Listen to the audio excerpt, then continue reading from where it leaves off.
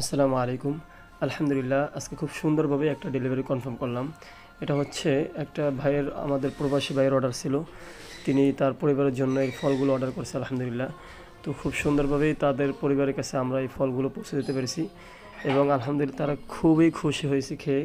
কারণ আজকের ফল ছিল অল্প কিছু অর্ডার, তো যে ক্ষেত্রে ফল আনাও হয়েছে কম, কিন্তু আলহামদুলিল্লাহ কাস্টমার রিভিউ এত ভালো পেয়েছি, মনে হচ্ছে আরও যদি কিছু বেশি ফল নিয়ে আসতাম হয়তো আরও কাউকে দিতে পারতাম।